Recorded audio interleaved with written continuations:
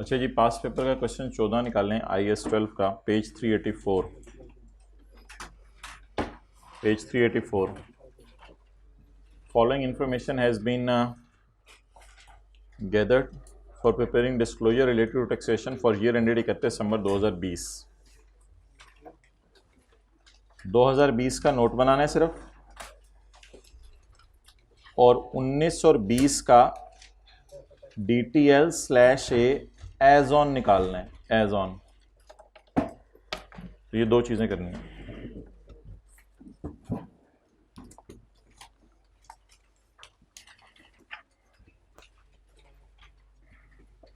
20 का नोट बनाना है बस, और किसी साल का नोट नहीं बनाना। 19 के साल का नोट नहीं बनाना डस्टर।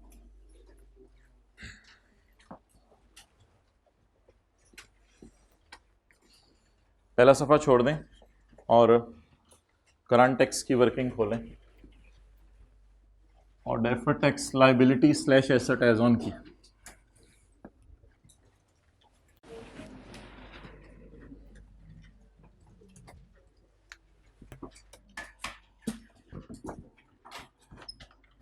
मार्कर देखो कोई मोटी निब्बल है।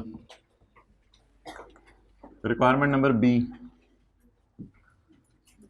ये आप प्लान कर लें किस तरह करना है। आधे सफ़े पे नोट आएगा, आधे सफ़े पे DTL/A एज ऑन आएगा, या 1.5 सफ़े से शुरू करना है। तो ये आधे सफ़े के बाद शुरू कर दें।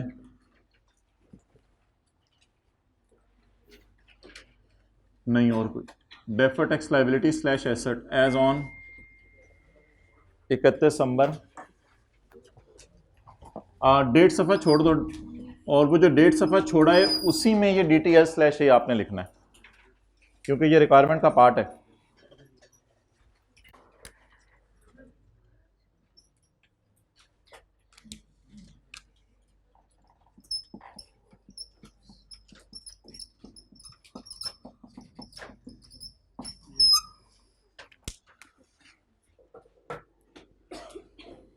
चलें जी, प्रॉफिट कितने?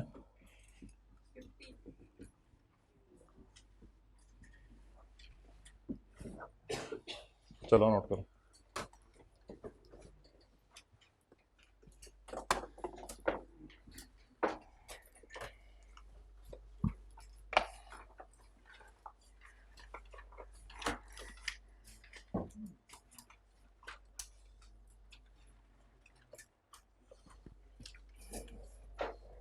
उधर ही रखें।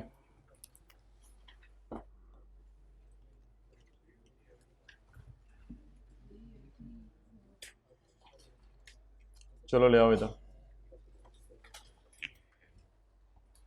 अच्छा भाई, accounting amortization exceeded the tax amortization by 20। किस साल? किस साल? हमारे साल, हमारे साल।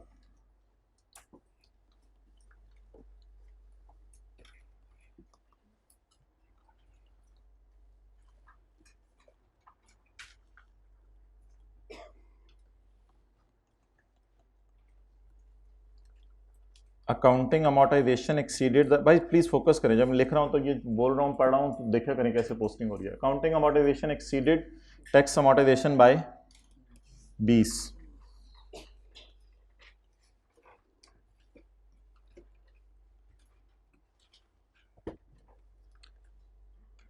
Accounting amortization exceeded tax amortization by 12।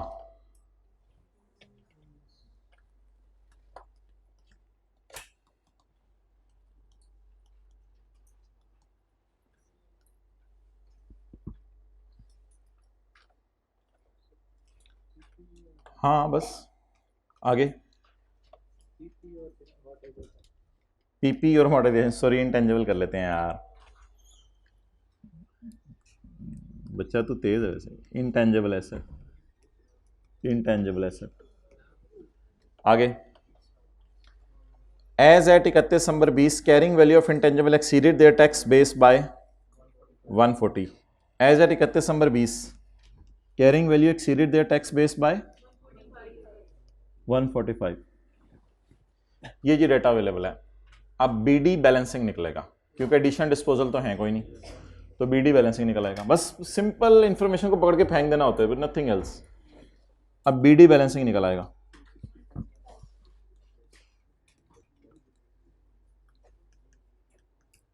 कितना?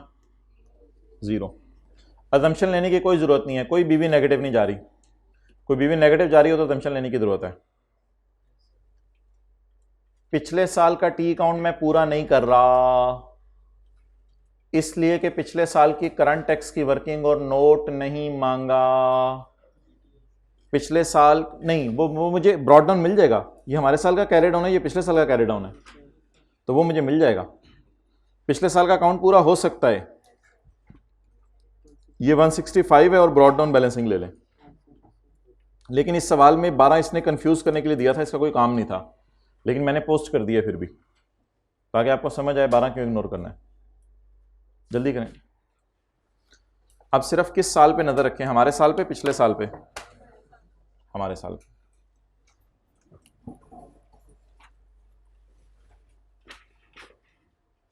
अकाउंटिंग वालों की अमोर्टाइजेशन उल्टाकर टैक्स वालों की अमोर्टाइजेशन माइनस कर दें।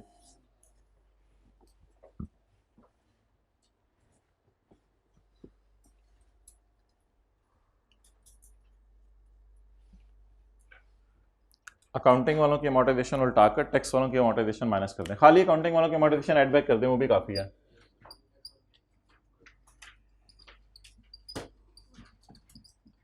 जी 20।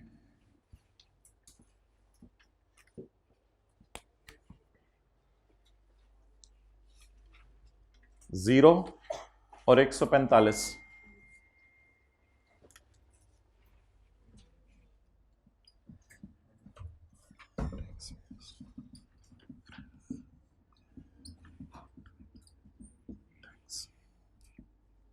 जी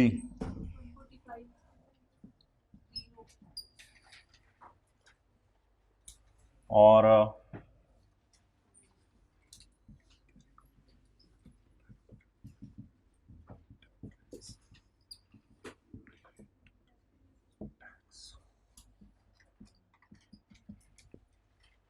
पीपी 165 और 0।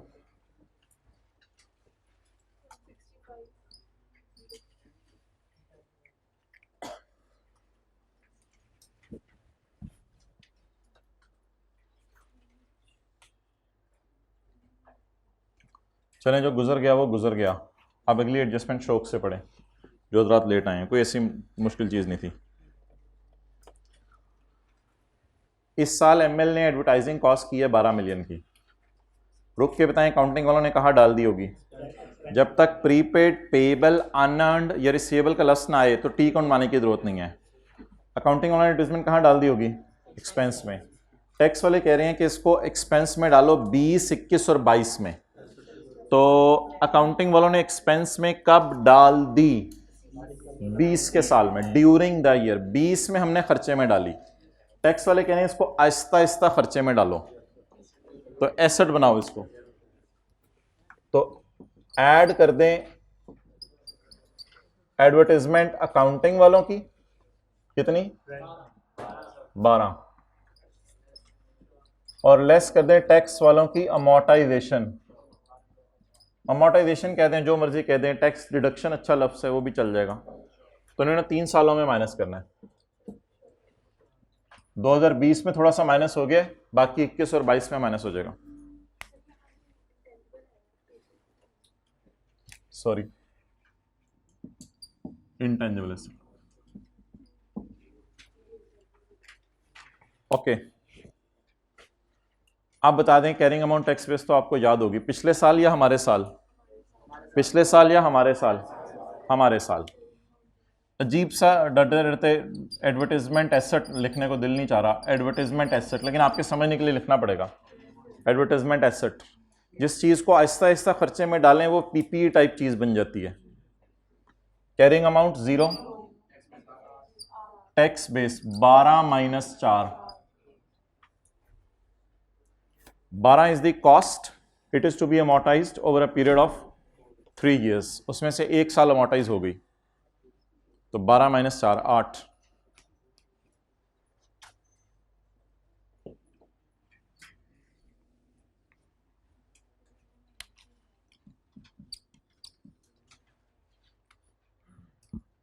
नेक्स्ट,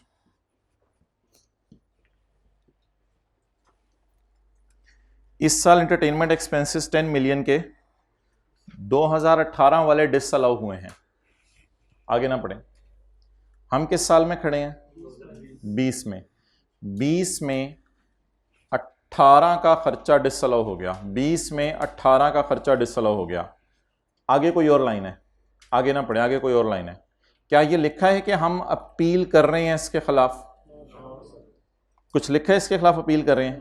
लिखे means we agree that it is disallowed.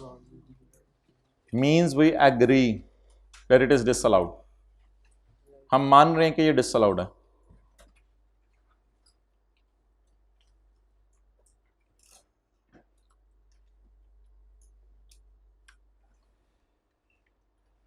किस साल का खर्चा डिसअलाउ किया जा रहा है? 20 में खड़े होके 18 का खर्चा डिसअलाउ किया जाता है। अगर 18 में हमें यह पता चलता तो प्रॉफिट कैलकुलेट करते हुए करंट टैक्स में ऐड होता, डिडक्शन नॉट अलाउड की वजह से, और प्रॉफिट बढ़ता, उसकी वजह से टैक्स बढ़ता। तो अभी मैंने नोट खोला नहीं है, लेकिन नोट के अंदर मैं डालूंगा सीटी प्रायर के नाम से, और प्रॉफिट बढ़ने से टैक्स बढ़ता है। तो प्रॉफिट कितने से बढ़ेगा? 10 से। उसकी वजह से टैक्स, ये ना applicable tax rate is 35% for 2020 and prior years. पिछले सालों का रेट 20% ही है, वो 35% ही है। टैक्स 3.5 से बढ़ जाएगा। बोले प्रॉफिट बढ़ने से टैक्स बढ़ेगा, टैक्स बढ़ेगा। तो 3.5 को इंशाल्लाह शो कर देंगे जब नोट खुलेगा खर्चे के तौर पे। खर्चा पॉजिटिव होता है। तो अगर हमारे साल किसी पिछले साल का खर्चा डिसअलाउ हो जाए तो हम सोचेंगे अगर पहले डिसअलाउ होता तो क्या करते? ऐड करते। ऐड करने से प्रॉफिट, प्रॉफिट बढ़ने से टैक्स, तो टैक्स के बढ़ने को सीटी प्रायर के नाम से नोट में डाल देंगे और रिकॉन्सिलेशन में भी डाल देंगे इसी अमाउंट को। तो ये दो जगह चली जाएगी, 7.1 में भी और 7.2 में भी। ओके, हमारे साल की करंट टैक्स डेफर्ड को कहीं नहीं छेड़ना। और अगर लिखा होता हमने इसके खिलाफ अपील कर दी है तो फिर इसको इग्नोर कर देते लाइन को, क्योंकि फिर हो सकता है कोर्ट कोई और फैसला सुना दे। अगर लिखा होता हमने इसके खिलाफ अपील कर दी है तो फिर हम इस लाइन को इग्नोर कर देते, फिर हम लड़ेंगे कि ये खर्चा अलाउ ही कराएं किसी तरह। अभी हम मान गए हैं, उन्होंने डिसअलाउ किया, हम चुप कर गए, मींस के हम मान गए। इसी तरह का एंटरटेनमेंट का एक खर्चा इस साल भी हुआ है। कितना? तो इसको भी डिसअलाउ कर दें, 7। एड एंटरटेनमेंट कितना? 7। इसके साथ को रेड मार्क करके साइन लगा दें ताकि ये डिडक्शन नॉट अलाउड है, बल्कि डिडक्शन नेवर अलाउड है। तो इसको इंशाल्लाह रिकॉन्सिलिएशन में भी लेके जाना है। ये परमानेंट डिफरेंस है। पिछले साल का डिसअलाउ डायरेक्ट नोट के फेस पे जाएगा बारों बार, और इस साल का डिसअलाउ करंट टैक्स की वर्किंग में जाएगा।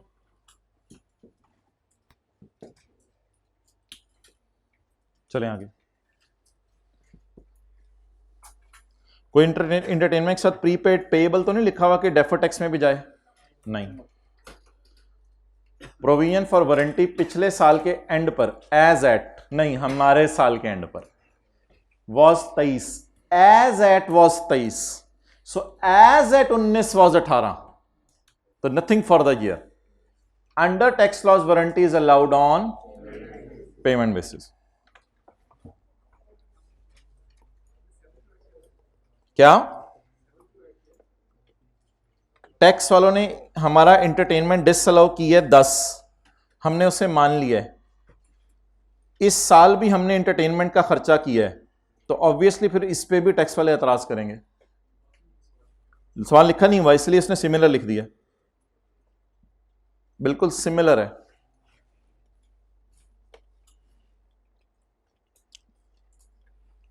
Provision for warranty as at, for the year नहीं, as at 18 and as at 19 provision for warranty as at 19 as at 23। असूली तौर पे इसमें एक्सपेंस भी आता है और खर्चा पेमेंट भी आती है, ग्रेचुटी अकाउंट की तरह एक्सपेंस भी आता है पेमेंट भी आती है, लेकिन सवाल के अंदर डेटा नहीं दिया हुआ, इसलिए बस पेमेंट ही बैलेंसिंग निकाल लें। एक्सपेंस बैलेंसिंग आ रहा है, हाँ हाँ एक्सपेंस बैलेंसिंग निकाल लें।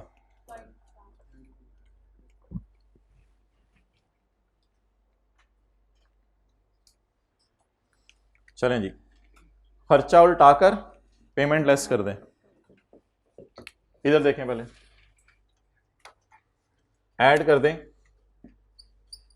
वारंटी एक्सपेंस कितना, खर्चा उल्टाकर पेमेंट की जरूरत नहीं शो करने की, पेमेंट है ही नहीं, और ये मेरे ख्याल से दोनों जगह जाएगा, ये दोनों जगह जाएगा। Provision warranty carrying amount 18, provision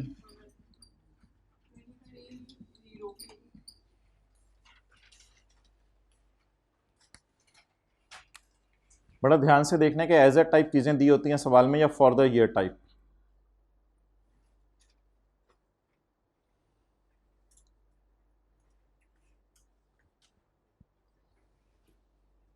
अब ले जाएं कैमरा उधर।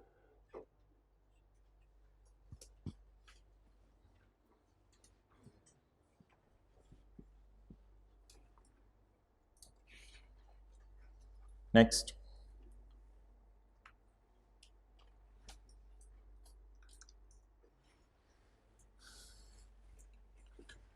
इस साल एमएल ने क्या अजीब प्रोसेसिंग चल रही है, स्पीड पता नहीं। करो जो करना है, पहले साथ तो मिलो क्लास के, फिर आगे चलेंगे।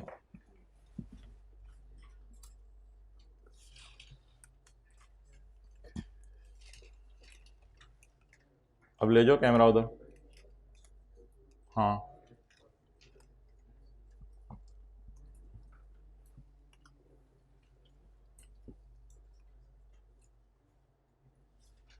चलो ले आओ।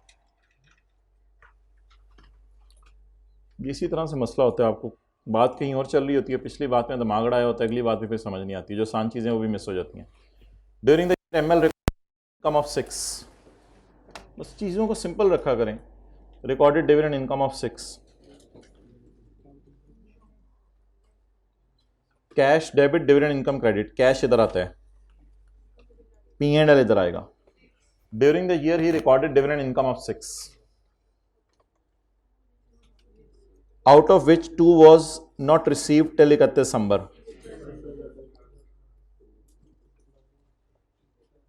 2 was not received till year end. Under tax laws, dividend is taxable on receipt basis at the rate of 15%. Balancing figure cash आएगी, बिला वजह ओपनिंग रिसीवेबल बैलेंसिंग नहीं निकालना। ओपनिंग रिसीवेबल वाली साइड पे तो ऐसे बैलेंसिंग उठा भी नहीं रहा। अच्छा, अब रिसीट बेसिस फॉलो हो रही है या एक्रूअल अकाउंटिंग?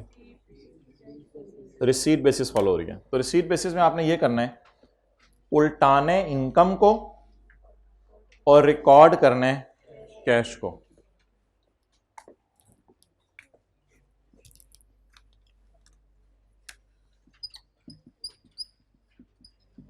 उल्टा दे इनकम को, कितनी? 6, और उल्टा दें इनकम को और ऐड कर दें डिविडेंड रिसीव्ड। कितना है डिविडेंड रिसीव्ड? 4। लेकिन यहां पे ऐड ना करें, लेकिन आदत से मजबूर था, मैंने यहां ऐड कर दिया। बहरहाल यहां ऐड ना करें, इसको नीचे अलग से ऐड कीजिएगा, क्योंकि इसको यहां ऐड कर दिया तो जनरल रेट जो है बिजनेस का वो सारा लग जाएगा इस पर। तो समझने के लिए इसको यहां लिख लिया करें ताकि रिदम बरकरार रहे बंदे का। How to tackle prepare T account, how to tackle prepare T account if they are using cash accounting tax वाले, उल्टा the income and record the receipts, but record the receipt थोड़ा सा थल्ले, इसको मैंने काटा हुआ, मुझे याद आ जाएगा एंड पे, ये भूलेंगे नहीं, एंड पे मुझे याद करा दीजिएगा, पेपर में भी इसी तरह काट दीजिएगा, कोई मसला ही नहीं है, एक नंबर नहीं काट सकता वो आपका, ताकि रिदम बरकरार रहे। उल्टा the income record the receipt, carrying amount will appear and tax base will B zero, carrying amount will appear and tax base will B zero. What is the name? Dividend receivable. ये कोई exempt income नहीं है कि जबरदस्ती बराबर लें, और इस पर डेफर करके रेट कितना लगना है? 15%।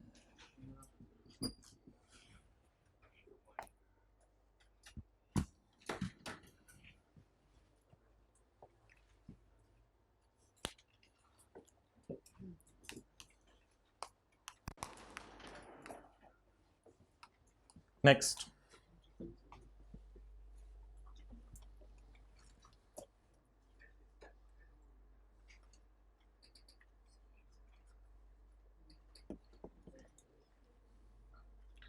On Jacob April 2020, a manufacturing plant was acquired on lease for 4 years at annual rental of 40 million payable in arrears. Arrears का मतलब ये नहीं होता कि पेमेंट 31 दिसंबर को हो रही है। एरियर का मतलब ये होता है कि अगर यकम अप्रैल को आपने लिए तो 31 मार्च को पहली पेमेंट होगी, 31 मार्च 21 को। Interest rate is 10%, under tax laws lease rental around on payment base. जी बताएं। PV of lease payments, rental rate raise to power minus, lease 4 साल की है, 127।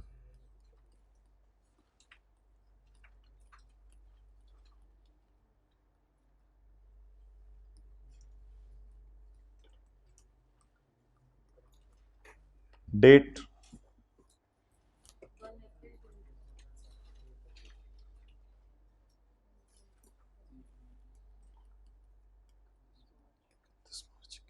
Instalment, interest, principal, balance 99.7।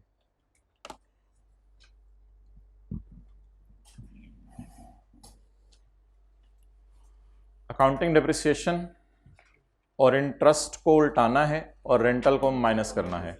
Accounting depreciation और इंटरेस्ट को उल्टाना है और रेंटल को माइनस करना है। अच्छा जी, अगर 127 को मैं डिवाइड करूंगा 4 से तो ये 1 साल की डिप्रेशन है, मुझे 9 महीने की चाहिए। Add back accounting depreciation, cost life into 9/12, 23.8 या 24 जो भी है, और इंटरेस्ट को उल्टाएं। इंटरेस्ट हमारे साल का इंटरेस्ट कितना बनेगा? इंटू 9/12 जो P&L में जाएगा, इंटू 9/12 जी, 12.7 इंटू 9/12 9.5। तो अकाउंटिंग डेप्रिसिएशन और इंटरेस्ट को उल्टाकर लेस कर दें रेंटल। हमारे साल पे नहीं हुए, वैसे शो करने की जरूरत नहीं है। अकाउंटिंग डेप्रिसिएशन और इंटरेस्ट को उल्टाकर रेंटल माइनस कर दें जी।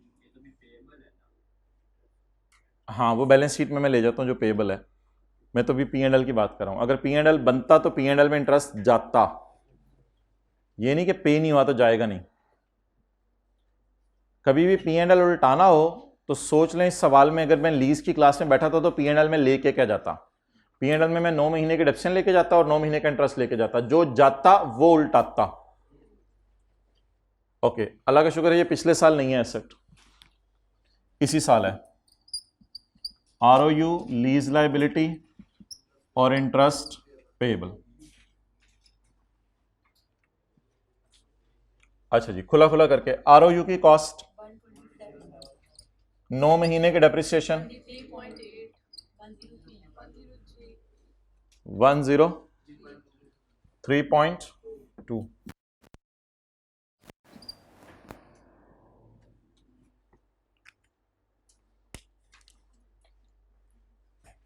लीज लाइबिलिटी, हमारे साल की पेमेंट के नीचे लाइन लगा दो।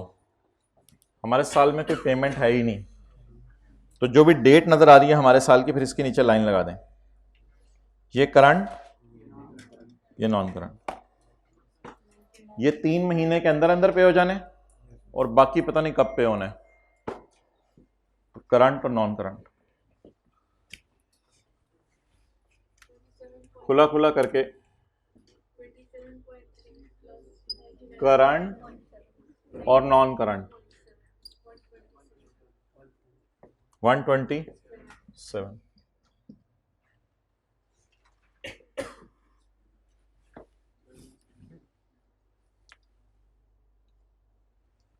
इंटरेस्ट पेएबल, वैसे तो वही फिगर उठाई जा सकती है।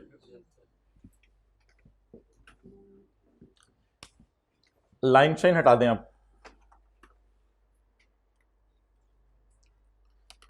ये कितने महीने का है?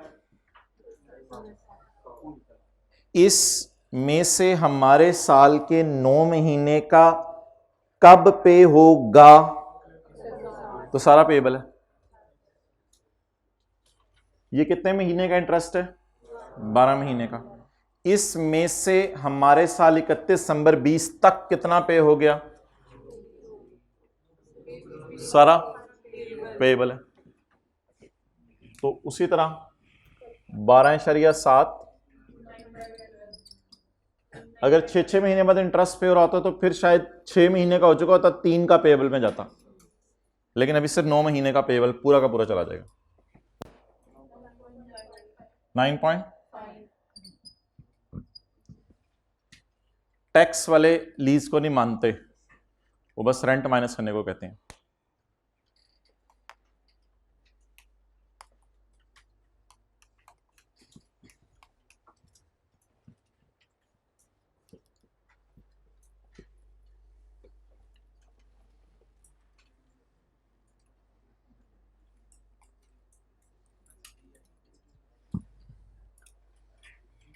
अच्छा, इस एडजस्टमेंट को पढ़ने से पहले इसको क्लोज कर दें जरा, मुझे टैक्सेबल प्रॉफिट बता दें।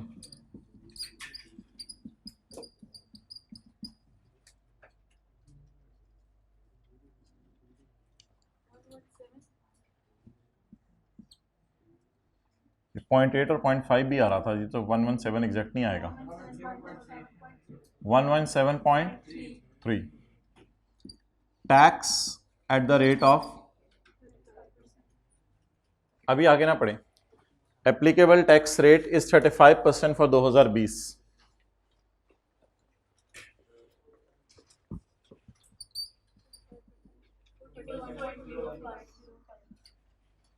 और वो जिसको काटा हुआ है, जितना रिसीव हो गया उस पे करंट टैक्स में मैंने कहा था कैलकुलेट कर लें टैक्स, और जितना रिसीवेबल है उस पर डेफर करके देंगे। ये हैंडरिटन पेज 2 किया था एक दिन, उसमें ये बात थी। Tax on dividend the rate of, the dividend is taxable when received, so 4 is received, it is taxable of 4।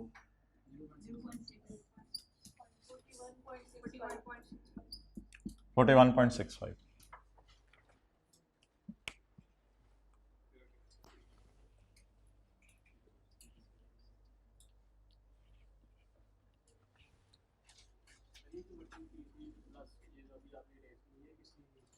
ये मैंने ROU निकाला था, जहां मेरे पास जगह नहीं थी, फिर मैंने लीज लाइबिलिटी निकाली थी, यही मुझे वो करनी चाहिए थी, लेकिन मेरे पास जगह नहीं थी इधर। बस ये ROU यही निकल आई ना, 127 माइनस 23.8, और ये वो शेड्यूल से उठा ली। ROU लीज लाइबिलिटी और इंटरेस्ट पेबल की वर्किंग थी।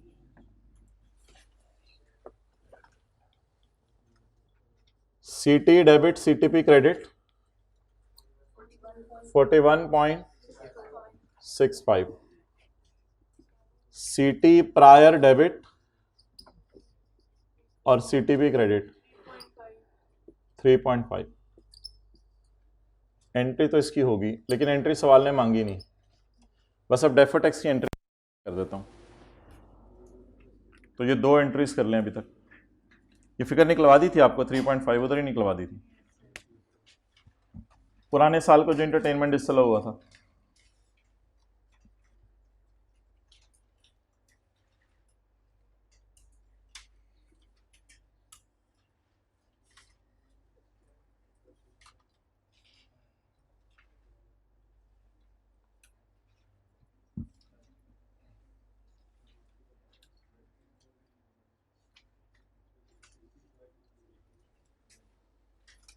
चलें जी, डिफरेंसेस की नेचर बता दें।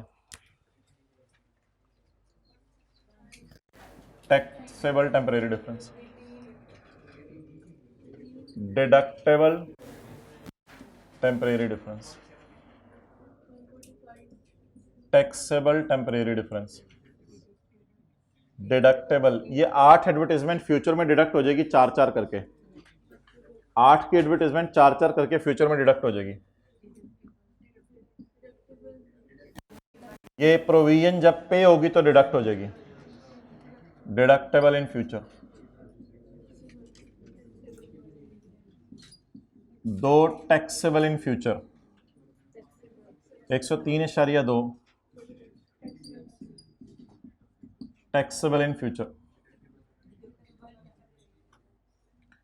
लाइबिलिटी जब पे होगी तो डिडक्ट हो जाएगी, तो इसका मतलब है डिडक्टेबल इन फ्यूचर। और इंटरेस्ट पेबल जब पे होगा तो डिडक्ट हो जाएगा, डिडक्टेबल इन फ्यूचर। वैसे भी ये रूल नंबर लाइबिलिटी वाला है।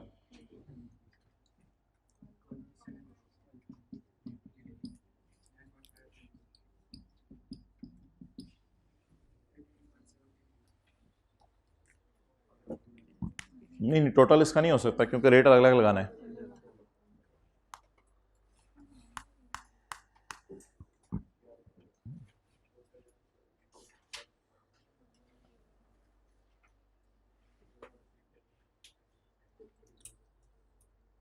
इन चीज़ों पे बंदे की काफ़ी ग्रिप आ गई होती है, क्योंकि ये आप तो अभी कर रहे हैं ना, थोड़ा सा शायद ISFL को 2-3 दिन गुजर चुके हैं। पेपर में तो जाने से पहले एक दफ़ा सारे पास पेपर के सवाल भी किए होते हैं, और फिर जब पेपर में बैठ के आते हैं चीज़ें तरह लीज़ की भी अच्छी तरह रिवाइज होती हैं, तो इसलिए गलती का चांस फिर कम होता है। अगर थोड़ा सा इधर पे एक परेशानी आ रही है ना किसी चीज़ में, तो वो एक और अभी मौका होता है छुट्टियों में रिवाइज करने वाला। ओके,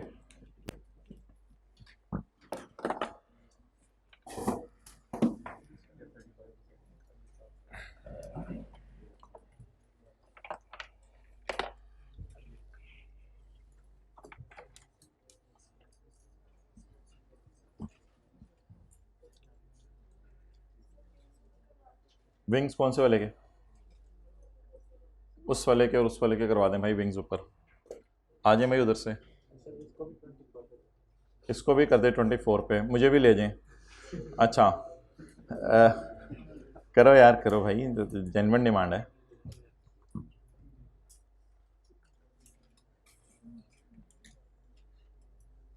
अच्छा मोहतरम, what is the difference between past paper का question number 5 and past paper का क्वेश्चन नंबर 14 जो हम आज कर रहे हैं? इन दोनों में डिफरेंस क्या है? अच्छा जी, 5 में रेट था 35%, 6 में रेट है 35%, 7 में रेट है 30%।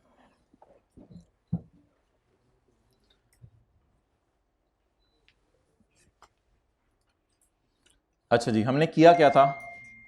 अब ये जरा आपने सोचने तसल्ली से, आप चुप कर जाइए, मैं पढ़ा रही हूं। हमने किया क्या था?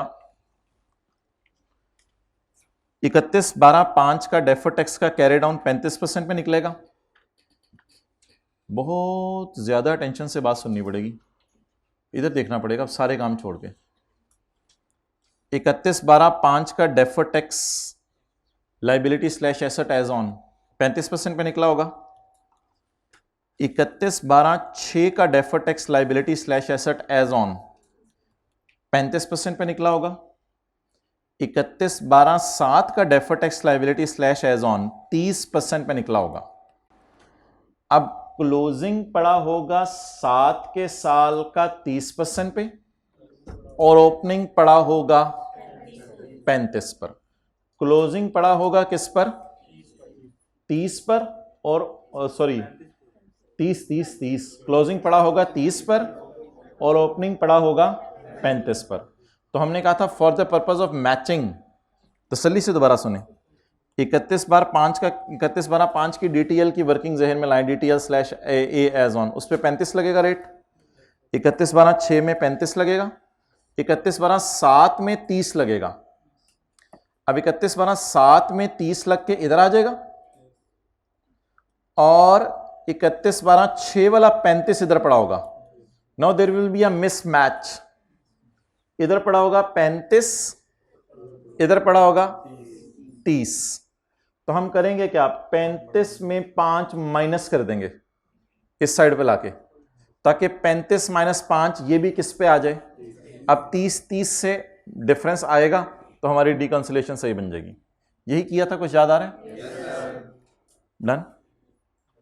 अच्छा, आप रिवाइज नहीं किया था सवाल? बस सादा सी बात है। 31/5 का कैरी डाउन 35% पे, 31/6 का कैरी डाउन 35% पे। मसला आएगा 7 में। 31/7 का कैरी डाउन 30% पे। अब ये वाला 30% पे पड़े और ये 31/6 वाला जो ओपनिंग बने 7 में, ये 35 पे पड़ा है। तो मैंने कहा था ओपनिंग को छेड़ दें और ब्रॉड डाउन को इसके ऊपर ले आए। अच्छा जी, अब मुझे बताएं वैसे रिकॉन्सिलिएशन में कौन सा रेट लगा होगा? 30। रिकॉन्सिलिएशन में कौन सा रेट लगा होगा? 30, क्योंकि वो जो हमारे साल का रेट है वही लगना है ना। अच्छा, इस सवाल में इस तरह अंग्रेजी लिखी हुई है कि इस साल का रेट ये है।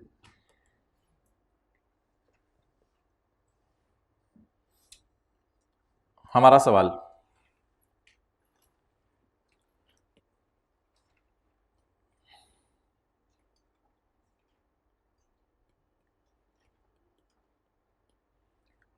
Applicable tax rate is 35% for 2020। देख ही नहीं रहे आप लोग, इधर अजीब है। Applicable tax rate for is 35% for 2020।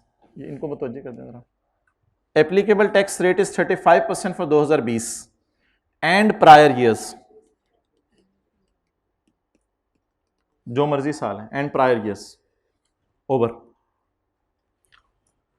However, this rate has been reduced by 5% for 21 and future years through Finance Act enacted on 20 दिसंबर 20। हमारे साल पता चल गया, ये जनरल रेट पता चल रहा है। पहले डिविडेंड का रेट पता चलता था अगले साल का सवालों में, पहले डिविडेंड का रेट पता चलता था अगले सवालों में, आज जनरल रेट पता चल रहा है हमें। हमारे साल पता चल गया, अगले साल रेट 30% है। हमारे साल पता चल गया, अगले साल का रेट 30% है। उन सवालों में पता नहीं चला था। अब आप मुझे ये बताएं कि मैं 31/12/19 में जब था तो रेट क्या था? 35। 31/12/20 की जब मैं DTL स्लैश ए की वर्किंग कर रहा हूं, सबर सुनने, 31/12/20 की जब मैं DTL slash A as on की वर्किंग कर रहा हूं, तो 31/12/20 की रात को खड़े होकर मुझे पता है कि डेफर करके मैंने टैक्स 35 पे देना है या सिर्फ इस साल का करंट टैक्स 35 देना है? सिर्फ इस साल का करंट टैक्स 35 देना है। डेफर करके तो मैंने टैक्स सब किस रेट्स पे देने हैं? तो मुझे मेरे साल खड़े होके अगले साल का रेट पता चल जाए तो डेफर करके मैं 35% रेट लगाऊं या 30% रेट लगाऊं? तो पहली एहतियात, उस सवाल में ये मसला नहीं था, इस सवाल में ये मसला है। अगर हमारे साल खड़े होकर कोई ऐसी लाइन आ जाए, हमारे साल खड़े होकर अगले साल का रेट पता चल जाए, तो मुझे बताएं जब भी डेफर करके मैंने टैक्सेस देने हैं जिस चीज पर, वो मैंने किस एतबार से देने हैं? लेकिन करंट टैक्स में यही रेट यूज कीजिएगा। क्यों? हुकूमत ने इस साल तो मेरे से 35% मांगना है, लेकिन डेफर टैक्स कैलकुलेशन तो मैं अपने लिए करता हूं, हुकूमत के कहने पे तो नहीं करता। तो डेफर करके मैंने टैक्स किस पे देना है? 30 पे। तो पहली एहतियात, दिखने में लग रहा है 35, लगेगा 30। 100% डिविडेंड में ऐसा काम किया हुआ है। अगर हमारे साल खड़े होकर अगले साल का रेट पता चल जाए तो अगले साल का रेट यूज करना है। डन? तो लिखें, यहां तक लिख लें। लिख लिया?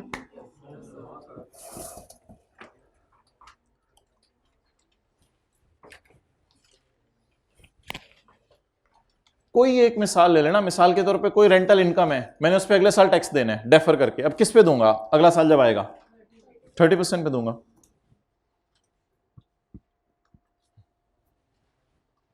अच्छा, करंट टैक्स में मैं क्यों 35% लूंगा, ये कोई बता सकता है? वो गवर्नमेंट ने इस साल का रेट तो 35 से रखा हुआ है, तो अगले साल गवर्नमेंट तो मेरे से 35% ही मांगेगी। करंट टैक्स होता है गवर्नमेंट से ताल्लुक, डेफर टैक्स होती है हमारी अकाउंटेंट्स की अंदर की कैलकुलेशन, एहसास अंदर का। तो अब अकल लगाएं, अगले साल 35% के एतबार से टैक्स देना या 30% के एतबार से? तो ये पहली अटेम्प्ट थी जिसमें जनरल रेट उसने बदला, कि जनरल रेट अगले सालों का बता दिया। चलें जी। अच्छा, 31/12/19 को खड़े होकर पता चला था 20 का क्या रेट है? नहीं, ऐसी कोई लाइन सवाल मैंने लिखी भी, तो 19 का ही रेट उठा लें, 19 में कोई मसला नहीं।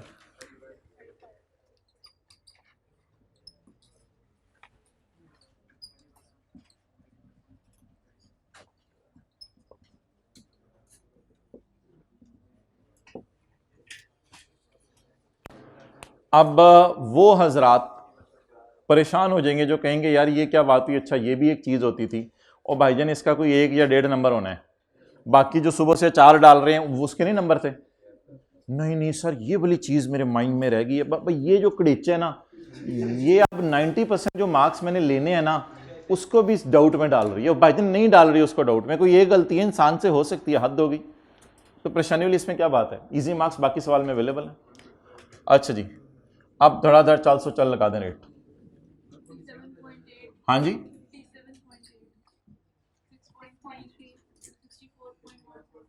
DTL DTA जी,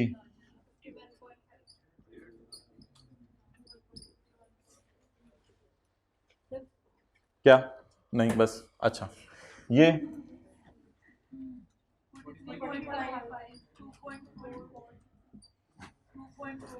अच्छा, इसका ना टाइम आप सेव कर सकते हैं। DTL की जगह आई कैप पॉजिटिव साइन यूज करें, DTA की जगह आई कैप नेगेटिव साइन यूज कर रहे हैं, तो इन द एंड DTL या लिख दिया करें, टाइम सेव कर सकते हैं। अच्छा जी, what is this? Deferred tax asset, what is this? 0.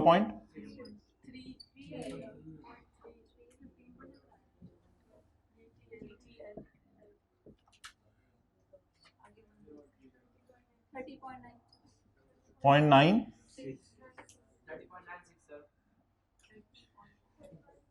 31 लड़ोरी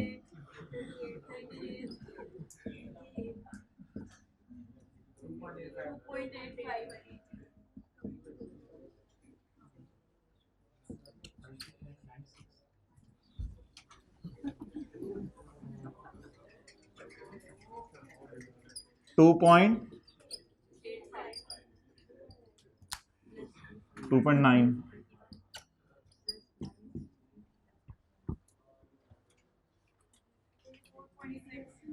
24.6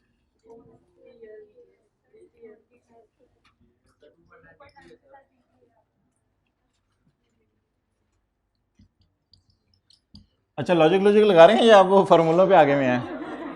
फार्मूलों पे आगे में, carrying amount of asset is greater than tax base of asset. Okay,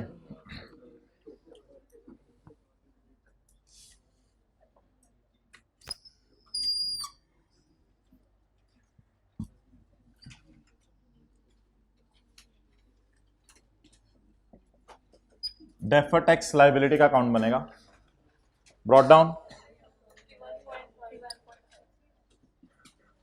और कैरी डाउन 24.6।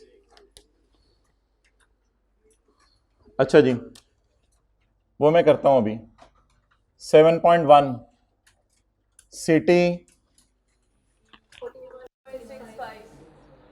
41.65, dt की जगह मैं छोड़ रहा हूं प्रायर ईयर 3.5। पता नहीं अब वो रिकॉन्सिलिएशन के लिए लाइनें बचे ना बचे। रिकॉन्सिलिएशन पीबीटी 50, रेट 35, जो जो जो जो करंट टैक्स में यूज हुआ अबाउट 35 प्रॉफिट पे। इस साल का रेट 35 है, यूजर को परेशान ना कीजिएगा, रेट इस साल का 35 है, पीबीटी 35। आगे चीजें करनी है वो मुझे पता है। टैक्स 17.5, यहां तक मार्क्स ले लें, फिर डीटीएल का अकाउंट में बनाता हूं। ये नोट बन गया, ये रिकॉन्सिलिएशन बन गई, ये डीटीएल का अकाउंट बन गया।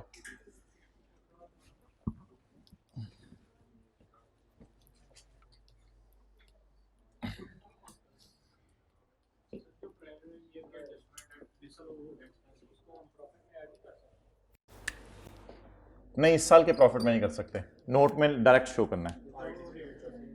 इस साल के प्रॉफिट में ऐड नहीं कर सकते, इस साल का करंट टैक्स वो लोग समझेंगे, यूजर को बताना है कि ये पिछले साल का करंट टैक्स है। ओके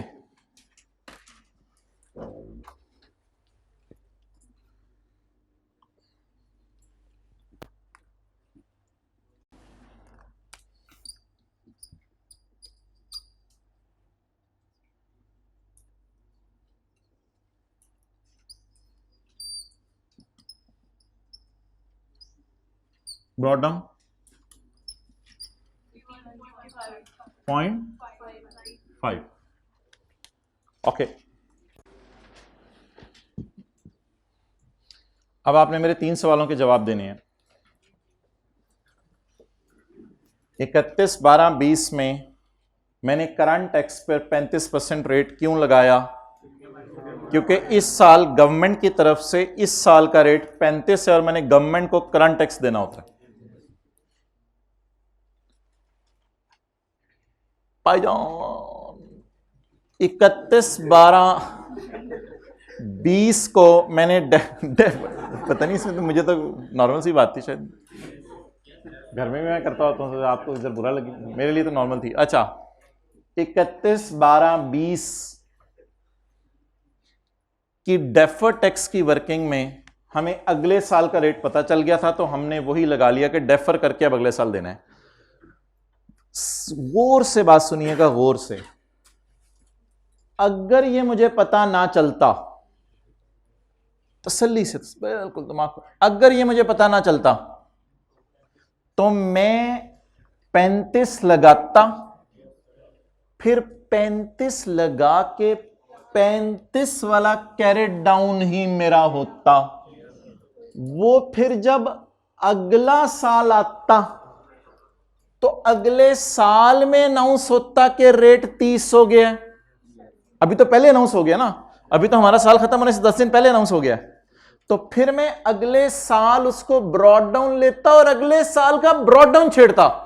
वो मुझे छेड़ना पड़ना था क्योंकि फिर अगले साल रेट चेंज हो गया। अगर ये मुझे बात पता ना चलती, अगर हुकूमत 10 दिन पहले ऐलान ना करती और फिर अगले साल जाके मुझे पता चलता पास पेपर क्वेश्चन नंबर 5 की तरह, फिर मैं क्या करता? फिर मैंने तो कैरी डाउन 35 निकाल लेना था, कैरी डाउन 35 निकाल के अगले साल का क्या बना देना था। लेकिन फिर अगले साल का ब्रॉड डाउन 35 पे पड़ा होना था और कैरी डाउन, फिर ब्रॉड डाउन को मैंने सेट करना था। अभी सेट करने की जरूरत है या पहले ही सही निकाल लिया? अभी सेट करने की जरूरत नहीं, हमने कैरी डाउन पहले ही हमारे साल का सही निकाल लिया, यही अगले का ब्रॉड डाउन बन जाएगा, तो वो टेंशन भी खत्म। अच्छा, अब सारे इधर मुतवज्जे रहें। एक मसला है अब छोटा सा। वो मसला क्या है? वो मसला ये है कि ये फिगर है 35% पे और ये है, और रिकॉन्सिलिएशन में 35% है। अब भी सेटिंग करनी पड़ेगी, अब भी सेटिंग करनी पड़ेगी, वरना रिकॉन्सिलिएशन में रेट कुछ और लग रहा होगा और डेफर्ड टैक्स की वर्किंग में कुछ और लग रहा होगा। तो पहला challenge, try to understand. Reconciliation में रेट कौन सा लगाया? 35। 51.5 पर कौन सा रेट लगाया? 35। हमारे साल खड़े होके अगले साल का रेट पता चल गया, कौन सा लगाया? 30। अब मुझे बता दें मैं किसको सेट करूं? ब्रॉड डाउन तो पहले ही इससे मैच कर रहा है, ब्रॉड डाउन तो पहले इससे मैच कर रहा है। अब मैं किसको सेट करूं? उसको सेट करूंगा, क्या करूंगा, यानी कि मेरा रिकॉन्सिलिएशन का रेट है 35%, इधर भी 35। अब 35 को 35 पे लाऊं तो 35 कहेगा 35 35, तो क्या मतलब? तो किसको सेट करूं? कैरेट डाउन को सेट करना पड़ेगा। जब हमारे साल खड़े होकर अगले साल का रेट पता चल जाएगा पेपर में, तो किसे सेट करना पड़ेगा? कैरेट डाउन को सेट करना पड़ेगा। अब आप मुझे बताएं, हाँ इस 30 में मैं जमा 5 कर देता हूं ताकि ये 35 आ जाए, ये भी इस वजह से कि असल में रिकॉन्सिलिएशन में मैं सब पे 35 लगा रहा हूं, या तो रिकॉन्सिलिएशन में भी मैं फिर कुछ पे 30 लगाता, कुछ पे 35 लगाता। रिकॉन्सिलिएशन का फॉर्मेट तो मैं बदल नहीं सकता।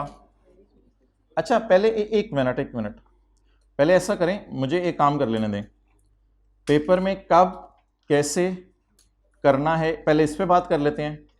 क्यों करना है पे ना शायद मुझे 5-6 मिनट लग जाए समझाने में, लेकिन कब करना है, कैसे करना है, सारा फोकस, सारा दिमाग, सारी कुव्वत इस इधर सर्व कर दें। पहली बात, उन सवालों में क्या होता था? पिछले सवालों के अंदर यह होता था कि रिकॉन्सिलिएशन में हम रेट जो यूज कर रहे होते थे वो ये वाला होता था, बराबर होता था, और बीडी के रेट में मसला होता था। तो हम कहते थे बीडी के रेट को क्या करो? सेट करो। अब रिकॉन्सिलिएशन में कौन सा रेट? 35। करंट टैक्स में कौन सा रेट? 35। ब्रॉड डाउन में कौन सा रेट? 35। कैरी डाउन में कौन सा रेट? 30। तो कहां थोड़ा सा मिसमैच आ रहा है? कैरी डाउन में। एक इंडिकेशन ये, यहां से हमें थोड़ा सा खटका लगा। दूसरी इंडिकेशन, हमारे साल खड़ा होकर जब अगले साल का रेट पता चल जाएगा, ये तो रटा लगवा रहा हूं, तब हमेशा कैरी डाउन को छेड़ा करना है। किसको छेड़ा करना है? इसको जरा 35 पे लाके देखें, इसको जरा 35 पे लाके देखें, इसको जरा 35 पे लाके देखें। 24.6 किस पे पड़ा हुआ है? थोड़ा सा फड्डा हो रहा है, आए थोड़ा सा फड्डा हो रहा है, ये इसको जरा सा हजम करना है। ये 30 पे नहीं पड़ा हुआ, इसके अलग ही कहानी है, इसकी अलग ही कहानी है। इसको इंशाल्लाह हम रिकॉन्सिलिएशन में सेट कर लेंगे। फिलहाल इस 24.6 में से 0.3 पाक कर दें, इसको अलग से रिकॉन्सिलिएशन में लेके जाते रहे हैं और आज भी ले जाएंगे। प्लीज 24.6 30 पे नहीं पड़ा हुआ। 24.6 में से ये 30 पे पड़े हुए हैं। तो थोड़ा सा अकल, 24.6 माइनस, उसको हम रिकॉन्सिलिएशन में कर लेंगे टैकल, पहले भी करते रहे हैं। अब बता दें 24.6 में से अगर मैं इशारिया 3 निकाल दूं तो बाकी सारी फिगर्स आपको क्या फील हो रहा है, किस पे पड़ी हैं? 30 पे। इसको डिवाइड करें 30 से और मल्टीप्लाइड बाय, किसको सेट करना है? सेट उसको किया करना है जिसका रेट रिकॉन्सिलिएशन से मैच। जब ब्रॉड डाउन का रेट मैच नहीं करता था, ब्रॉड डाउन का सेट करते थे। आज कैरी डाउन का रेट मैच नहीं कर रहा, कैरी डाउन, बस सादा सी बात है, जिसका रेट रिकॉन्सिलिएशन से मैच नहीं कर रहा उसको सेट करना है। आप बताएं जी, इसको जरा डिवाइडेड बाय 30 मल्टीप्लाई 5 करें, 4.05। आप बैलेंसिंग फिगर निकाल लें जो आपकी नॉर्मल तरीके से आती थी, वो जिस मर्जी साइड पे आ गई आपकी किस्मत। Balancing figure 22.85। अभी कुछ लिख भी लेते हैं, कुछ डिसाइड भी कर लेते हैं। मुझे ज़रा 2 मिनट दे दें, मैं पहले रिकॉन्सिलिएशन को फारग करा दूं, फिर उसके बाद ये CD किस पे पड़ा है? 30 पे। नहीं, मैं कैसे कह सकता हूं ये 30 पे पड़ा है? इस 24.6 में से एक चीज 15% रेट लग के भी निकली हुई है, तो 24.6 में से वो चीज निकाल दे, बाकी चीजें अल्लाह का शुक्र है इनका 5% ये आ गया। ओके चलें जी। हाँ जी, क्या 24.6 -3 का? I agree. तो कैरी डाउन को सेट कर लिया ना मैंने थोड़ा सा, इसके साथ 30 ना लिखो, वो तो मैंने समझाने के लिए लिखा था। अब इसमें मैं ऐसे करने लग जाऊं ये ऐसे, तो एक जनरल बात ही ना कर सकता समझाने के लिए, और ज़्यादा डिटेल में तो नहीं जा सकता। लेकिन अकल लगाई कि 24.6 में सारे 30 पे नहीं पड़े हुए, एक चीज 30 पे नहीं पड़ी हुई थी, बाकी 30 पे अब आ गई जब माइनस कर दिया 0.3, इसका 5 निकाल लें। अब 0.3 का इफेक्ट नहीं लेना, 0.3 इस कैरी डाउन में पड़ा है, वो खुद ही जो भी बैलेंसिंग आएगा वो दे देगा। मैं सिर्फ ये कर रहा हूं इस वक्त कि 24.6 -3, यानी ये और ये, इनको डिवाइड कर रहा हूं 30 से और मल्टीप्लाई कर रहा हूं 5 से, ताकि जी कैरी डाउन को मैं रिकॉन्सिलिएशन में डायरेक्ट इसको कर लूंगा। रिकॉन्सिलिएशन जिस वजह से आउट होनी है वो मैं यहां पे डायरेक्ट कर लूंगा। लेकिन इस 24.6 में वो 0.3 पड़ा है, 15 पे, तो इसको इसमें से 0.3 इसमें से माइनस करने की जरूरत नहीं है। ऐसा नहीं है कि मैंने डेफर करके टैक्स नहीं देना, मैंने 0.3 डेफर करके टैक्स देने। जल्दी बताएं, मैंने कहा अब लॉजिक अब मैं थोड़ा सा रिकॉन्सिल नोट के बाद बताऊंगा, लेकिन फिलहाल मैंने बड़ी सादा सी बात की थी। 24.6 30 पे पड़ा हुआ है, या 24.6 में से काफी सारी चीजें 30 पे पड़ी हुई हैं, जो 30 पे पड़ी हुई हैं उनको किस पे ले जाएं। अब आप ये भी मेरे से कह सकते हैं कि एक और चीज इस पे पड़ी हुई है, उसको हम रिकॉन्सिलेशन में डायरेक्ट डील कर लेते होते हैं, वो मैं रिकॉन्सिलेशन में डायरेक्ट ले आऊंगा। अच्छा, अब मुझे बताएं डी कितना जाएगा, खर्चा और खर्चा दोनों, खर्चा और खर्चा दोनों, ये तो रिकॉन्सिलेशन के लिए हमें हेल्प करेगा। अब ये खर्चा और खर्चा दोनों जाएंगे 22.85, माजरत खर्चा नहीं है, ये दोनों रिवर्सल्स हैं, ये दोनों रिवर्सल्स हैं। 26.9 जी। अब CT current year, DT current year और सीटी प्रायर, इन तीनों को नेट कर दें 18.25। ओके, हाँ जी, क्या चीज ऐड क्यों किया है? 4.05 में कहीं भी नहीं लेके गया। ओ मेरे भाई, डीटीएल अकाउंट में तुझे टीएल डेबिट, टी क्रेडिट। ओ लॉजिक पे मैं बात कर लेता हूं, ये खर्चे वाली साइड है, ये खुशी वाली साइड है, ये खुशी वाली साइड है, वो मैं बात करता हूं। मैं लॉजिक फिर बार बार लॉजिक पे आके फंस रहे हो आप, इसका पेपर में टाइम नहीं होना, मैं कर लेता हूं बात। अभी मैं क्या कह रहा हूं, ये कौन सी साइड है? खर्चे वाली, और ये खुशी वाली, तो बस खुशी वाली साइड पे चले। अब जबरदस्ती मैं इसको खर्चा तो नहीं कह सकता, ये खुशी वाली साइड पे पड़ा है। बस मैंने 30 को 35 पे अल्लाह का शुक्र कर लिया, ताकि 35 इधर पढ़ाओ 35 उधर पढ़ाओ। अच्छा आगे चलें। रिकॉन्सिलेशन में पुराने मशहूर जमाना चीजें, इंटरटेनमेंट बोलें जी, हमारे साल की, जल्दी 7 इंटू 35%, 2.45, डिडक्शन नॉट अलाउड है। अच्छा जी, इसके बाद जहां जहां करंट टैक्स की वर्किंग में जो रेट कम लगा है वो उठाएं, और डेफर टैक्स की वर्किंग में भी जहां जहां जो रेट लगा है उसको उठाएं। इधर किस पे अलग रेट लगे?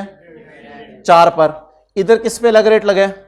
2 पर। दोनों को उठाएं, 4 को भी उठाएं 2 को भी उठाएं। जी बताएं।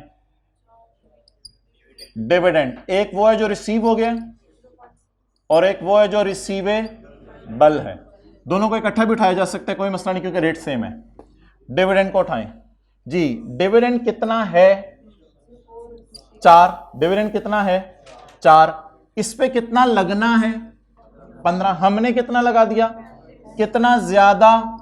अब ये पुरानी बातें तो ना भूलें। आगे दोबारा डिविडेंड को पकड़ें। जहां जहां करंट और डेफर्ड टैक्स की वर्किंग में रेट मुख्तलिफ लगा उसको यूज करें जी। 2 के डिविडेंड पर कितना लगना है अगले साल? 15। हमने सारों पे कितना लगा दिया? कितना ज्यादा?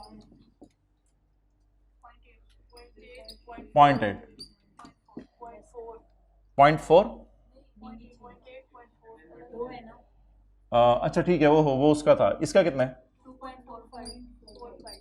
इसका 0.8 और 0.4। और आखिरी चीज ये, वो जो रेट चेंज वाली चीज जाती थी, आप बता दें ये खर्चा है या खुशी है? खुशी है। 4.05 ये एक चीज जाती थी हमारी रेट चेंज वाली। और उसके बाद आखिरी चीज prior year tax. Prior year tax जी कितना? 3.5। टोटल करें जल्दी जल्दी जल्दी। नहीं बराबर नहीं आ रहा। ये 4.0 प्रायर ईयर, ये खर्चा आ गया। रेट चेंज 4.05, ये खुशी आ गई। और अच्छा खुशी को हम नेगेटिव शो करते हैं। खुशी 18.20, राउंडिंग की वजह से कोई थोड़ा बहुत फर्क आ गया। अच्छा अब कौन कौन सी चीजें रिकंसाइलिंग आइटम के तौर पे जानी है? तरतीब से देख लें, तरतीब से आराम से। कौन कौन सी चीजें रिकंसाइलिंग आइटम के तौर पे जानी है? पहले भाई दिन इधर देखो। परमानेंट डिफरेंसेस मशहूर जमाना जाते ही थे। करंट टैक्स की वर्किंग में जिस पे अलग रेट लगा और डेफर्ड टैक्स की वर्किंग में जिस पे अलग रेट लगा। बीडी सेट हो या सीडी सेट हो, ये वाली फिगर रिकंसाइलिंग आइटम के तौर पे जानी है। और प्रायर ईयर का टैक्स अब ऊपर डाला है तो प्रॉफिट में तो प्रायर ईयर का इंपैक्ट नहीं है, तो फिर नीचे भी इस टैक्स को डालें। That is over. हाँ जी किस पे 20%? हाँ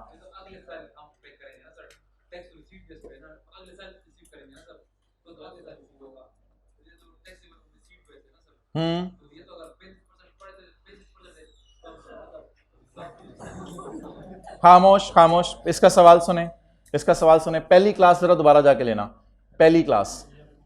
ये डिविडेंड के ऊपर जो टैक्स है 0.3, ये इसमें 0.3 पड़ा है। इस ब्रॉड डाउन में नहीं पड़ा हुआ, इसमें पड़ा है। 0.3 का जो टैक्स है वो ऑटोमेटिकली डीटीई में जाएगा, क्योंकि अकाउंटिंग वाले कहते हैं आपने हमेशा क्या करना है। मैं आपको 0.3 को प्योरली अलग से शो करके दिखाता हूं। क्या पिछले साल कोई डिविडेंड रिसीवेबल था? नहीं था। मैं एक अकाउंट बनाने लगा हूं डीटीएल का कि मेरे बिजनेस में और कुछ भी नहीं था। Brought down 0, carry down 0.3। ये कैरी डाउन जब इधर आया तो इट विल डायरेक्टली हिट खर्चा for the year. Deferred tax ensure करता है कि डिविडेंड जब कमाएं तब खर्चा बुक करें। हमने कमा लिया हुआ है इसीलिए हमने खर्चा बुक किया है। सर मुझे तो इधर नजर नहीं आ रहा 0.3 खर्चे के अंदर। ओ भाई इधर तो सारे बिजनेस की चीजें मिक्स होकर आ रही हैं, आपको क्या पता चलना है कौन सी चीज क्या इंपैक्ट डाल रही है? क्या आप ऐसी एक सिनेरियो जहन में सोच सकते हो कि ये सारी फिगर्स ना लिखी हो और पेपर में सिर्फ एक लाइन हो? क्या सोच सकते हो ऐसा सिनेरियो?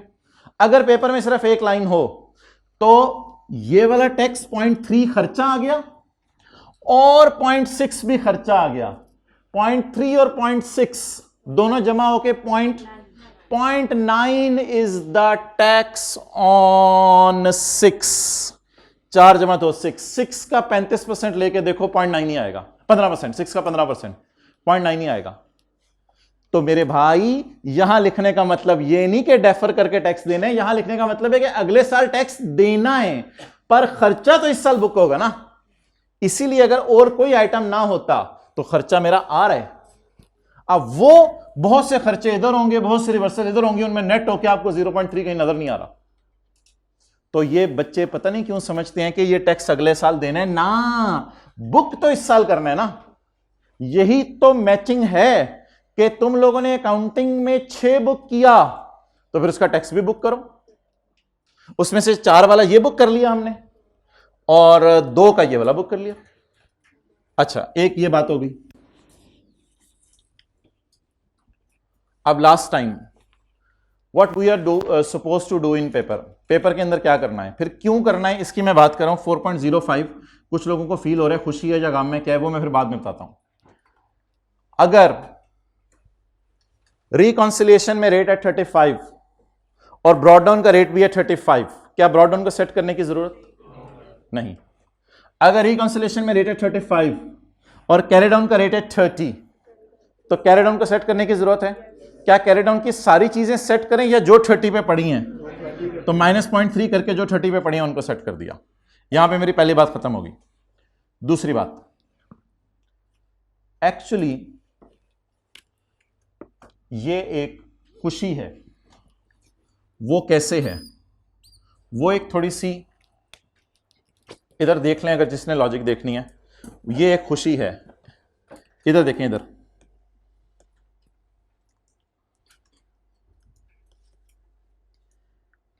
मेरे टीटी दी थे साल के शुरू में 100, इन पे लगाया मैंने 35%। क्या जवाब आ गया? 35। मेरे टीटीडी थे साल के एंड पर, मैं कैरिंग अमाउंट टैक्स बेस नहीं लिख रहा, फिगर एज्यूम कर रहा हूं। मेरे टीटीडी थे साल के एंड पर 70। इसका मतलब है मैंने साल के शुरू में सोचा था 100 पर टैक्स दूंगा। अब साल के एंड पर टैक्स देने वाली चीजें सिर्फ कितनी बची हैं? 70। और 100 पर मैंने टैक्स देना था, 70 पर मैंने अब देना है बाकी 30। असल में इस साल की करंट टैक्स की वर्किंग में हम जाके दे देते हैं। टीटीडीज के कम होने की वजह यही होती है कि करंट टैक्स में जाके दे देते हैं, वो हमें नजर नहीं आता। अब हुआ क्या, मैंने जब ईयर एंड पे आया तो इनका रेट लगाया 30%। अब 100 इंटू 35%, 35, 70 इंटू 30%, 21। अब 100 में से जो 30 की इस साल कमी आई है उस पर मैं टैक्स दे दूंगा गवर्नमेंट को, वो इसी साल फारग हो जाएगा। 100 में से बकाया बच गए 70।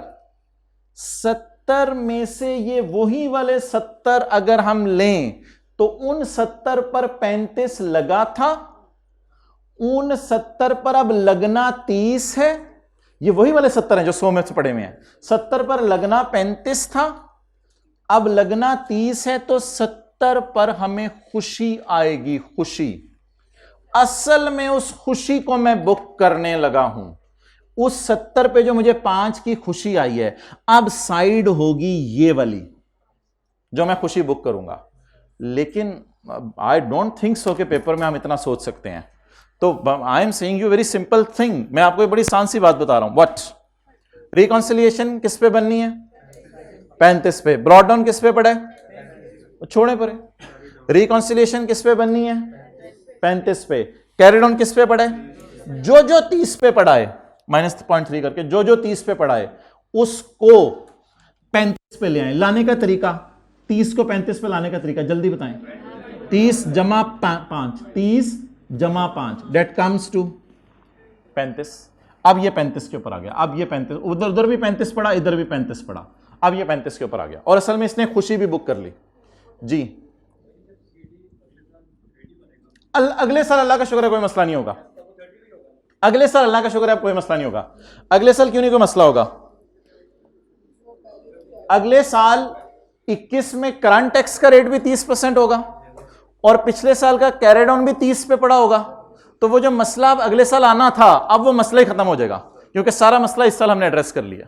तो अगले साल अब ये मसला नहीं आएगा। अब लिखें उर्दू में फिक्रा।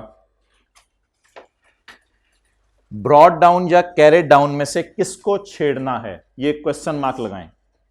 ब्रॉड डाउन या कैरेट डाउन में से किसको छेड़ना है, सवाल लेता हूं मैं, सवाल लेता हूं। ब्रॉड डाउन या कैरेट डाउन में से किसको छेड़ना है? जवाब, जिसका रेट रिकॉन्सिलिएशन से डिफरेंट है, जिसका रेट रिकॉन्सिलिएशन से डिफरेंट है।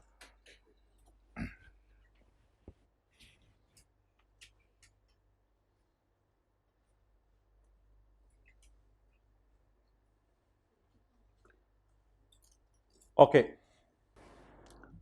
आई कैप को अक्सर समझाया भी जाता है, बारहा याद भी कराया जाता है कि भाईजान आप खुदा का खौफ कर लो, ये सीए इंटर के बच्चे हैं, इस तरह की एडजस्टमेंट्स तो जब हम सीए फाइनल शायद करते थे उस वक्त इस तरह की एडजस्टमेंट्स नहीं होती थी, तो ये जो आप लोग इस तरह की एडजस्टमेंट्स डालने लग गए हो, ये खड़े होके वहाँ ये पता चल गया वो पता चल गया है, तो आई कैप कहते हैं कोई मसला नहीं भाई, कोई मसला नहीं। इस बात का मैंने कोई आधा या एक नंबर रखा हुआ था, तो आधा या एक नंबर ही होना ना, और क्या होना है, क्योंकि इन दोनों का टोटल करें, ये तो बैलेंसिंग वैसे ही आपकी ये वाली फिगर इत्तफाकन सही आ जानी थी। अगर आप ये वाला ना भी काम करते तो इन दोनों को जमा करते तो ये फिगर वैसे ही बैलेंसिंग आ जानी थी 26.9। बस एक लाइन आपके पेपर में भूल जानी थी, रेट चेंज वाली लिखनी, बस इसके कोई आज उसने जो मार्किंग स्कीम में मार्क्स रखे होंगे वो आपके मार्क्स कट जाने थे। तो please do not try to ये परेशान हो, ये हो गया वो हो गया, अच्छा इन सवालों में ऐसे कैसे करेंगे भाई। जो कैरिंग अमाउंट्स निकालनी आती हैं, टैक्स बेस आती हैं, टीटीडी पता है, करंट टैक्स में एडलेस करना है, वो सारा 90% जो समझ आया हुआ है उसको आपने फेंक दिया, और ये कैसे हो रहा है यार, और क्लास से निकलते हुए यार IAS 12 जो है ना ये मेरा जरा वीक है, और वीक क्या, तुझे जो 90% वो करा रहा था वो भूल गया, फिर भी अभी पूछें आप, टाइम जाया करें करना है तो you can keep on asking, कोई मसला नहीं। चलें, अब हमारे पास 10 मिनट बचे हैं, हम 3-4 एडजस्टमेंट कर लें उसकी पिछले सवाल की। Question 13, question 13,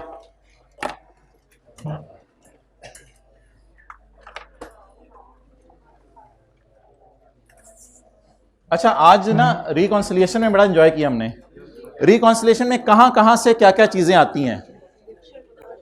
deduction not allowed और एग्जेम्प्ट इनकम, दो मशहूरे से मानना। अगली अगली सुनते रहो सुनते रहो सुनते रहो।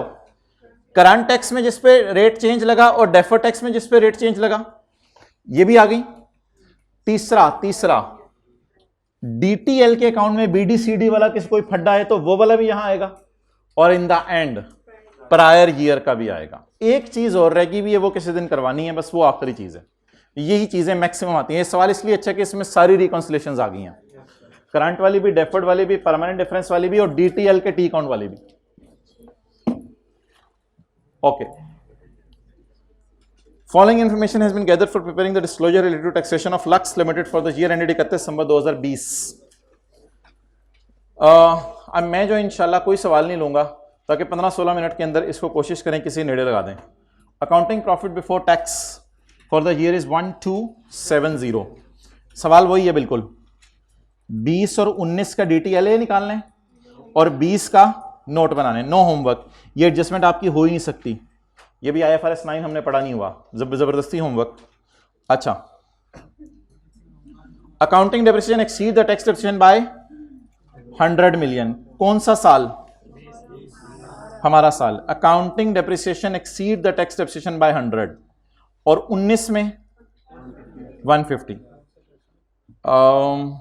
पिछले सफे पे आ जाओ माय बबलू।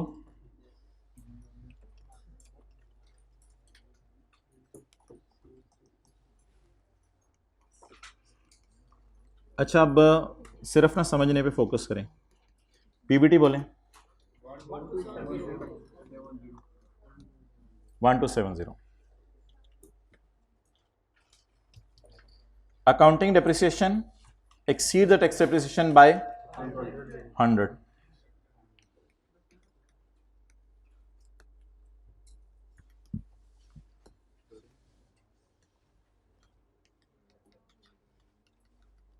अब पीपी है या अब भी इंटेंजिबल है?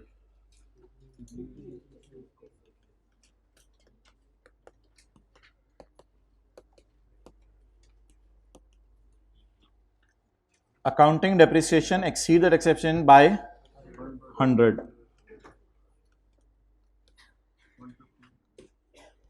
Paid 150,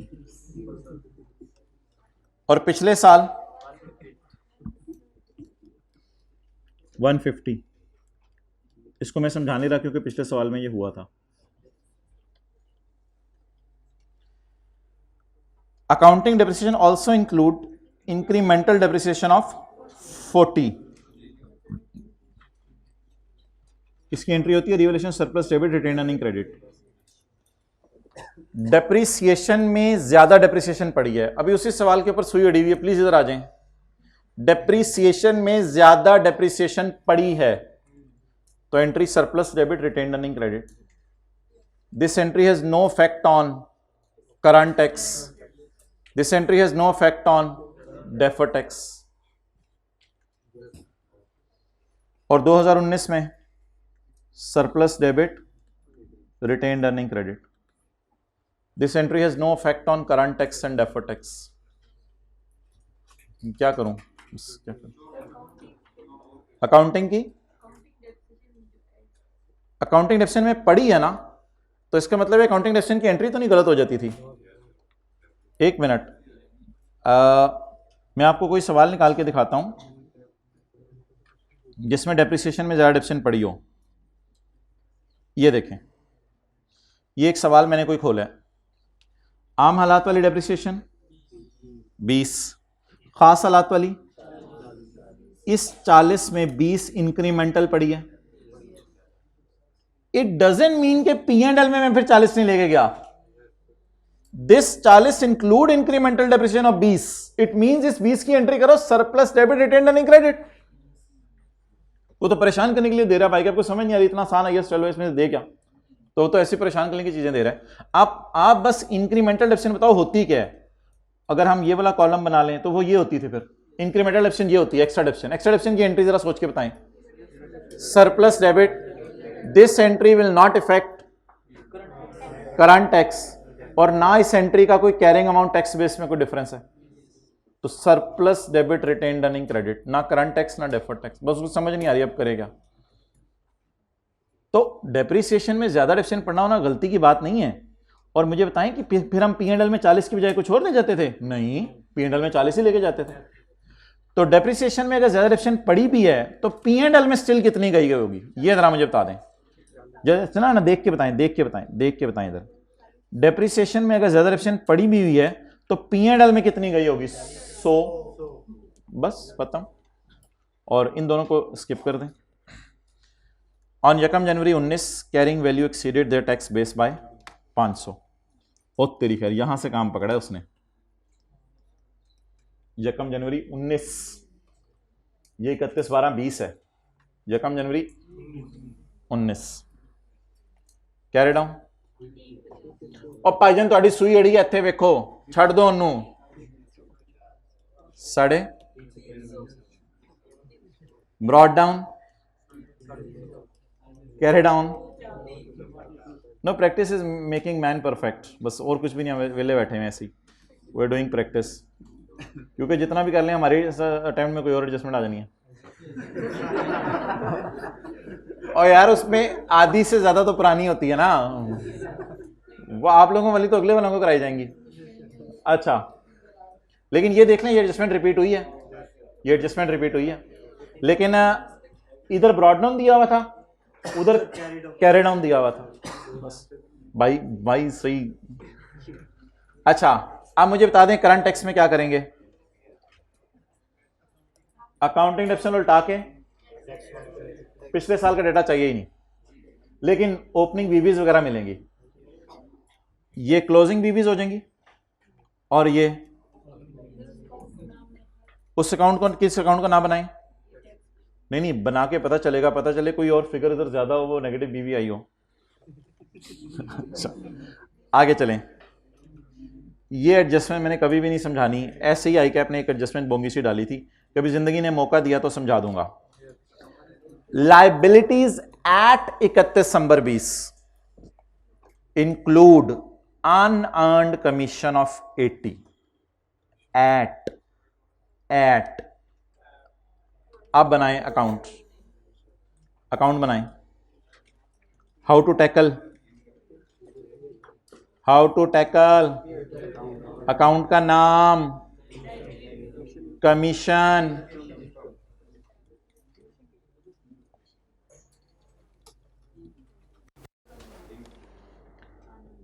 eight 31 December 2080, at 31 December 1915। How to tackle opening unearned, closing unearned, opening unearned, commission is taxable on. Balancing निकालने पहले कितना आ रहा है? 65। केडी साइड थे?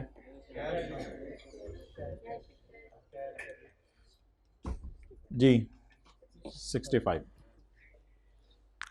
मेरे ख्याल से नहीं करते, करंट टैक्स डेफर्ड टैक्स की वर्किंग नहीं करते, बस आपको जुबानी बताता रहता हूँ। बता दें how to tackle prepare T account तो मैं कर लिया ना, प्रिपेयर टी अकाउंट प्रिपेयर्ड क्या लगे, उल्टा दें इनकम को नेगेटिव साइन के साथ और ऐड कर दें 65 और ऐड कर दीजिएगा क्योंकि इस पे अलग रेट नहीं है डिविडेंड की तरह। उल्टा दें जीरो को और ऐड कर दें 65। कैरिंग अमाउंट क्लोजिंग आ जाएगी, बूथा होते कैरिंग अमाउंट क्लोजिंग आ जाएगी, कैरिंग अमाउंट ओपनिंग आ जाएगी। और क्योंकि कैश अकाउंटिंग यूज हो रही है तो tax base 0। So that is forex adjustment. Interest accrued at हमारे साल का एंड, एट क्लोजिंग, और पिछले साल एक मिनट पढ़े बगैर बताएं ये इंटरेस्ट एक्सपेंस है या इनकम है। आगे पढ़े बगैर बताएं। एक्सपेंस वाले हाथ खड़ा करें, इनकम वाले हाथ खड़ा करें।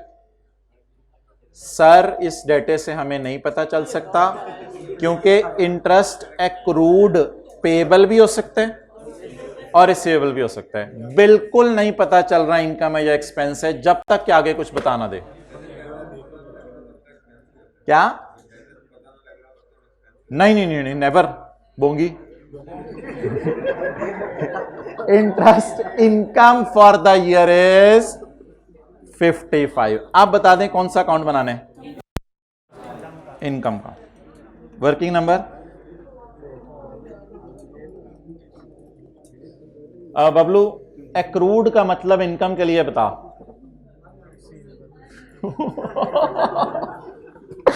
आई am going to die. Accrued का मतलब इनकम के लिए रिसीवेबल,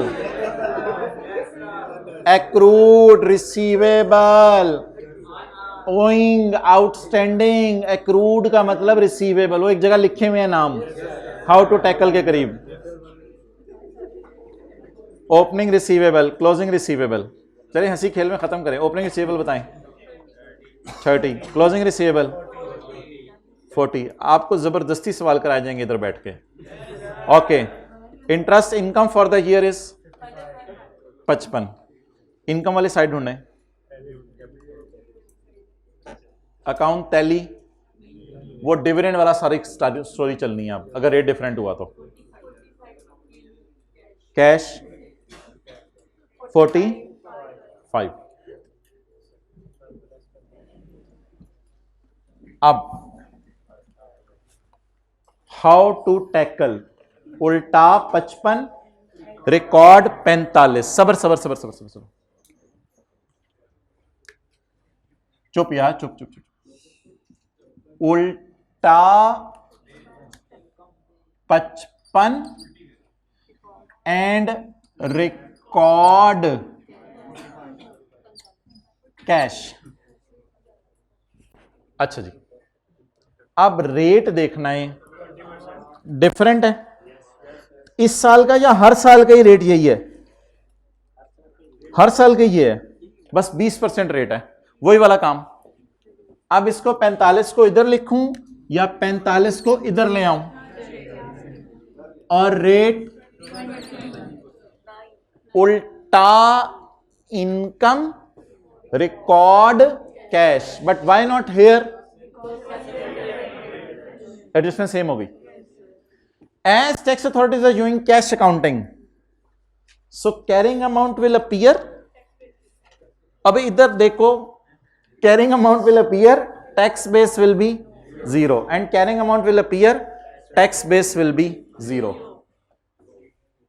Interest, सर हम भी इसी तरह उसी सवाल में ठोक देंगे इसका डाटा.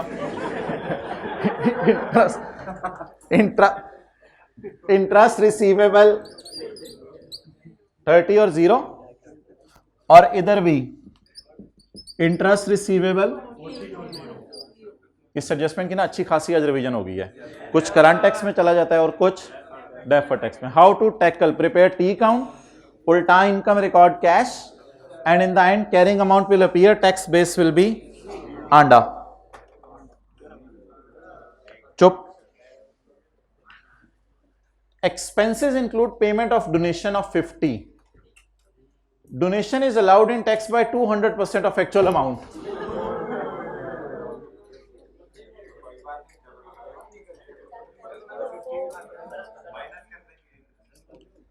डोनेशन 200% माइनस करने की इजाजत है. आप ना 19 के डाटे को इग्नोर करें क्योंकि हमें 20 का सवाल दिया हुआ सिर्फ. हाउ टू टैकल नहीं, खुदा के लिए, ये पेबल प्रीपेड नहीं है, बस सिंपल खर्चा है. इज इट नॉट अलाउड और इज इट डबल अलाउड?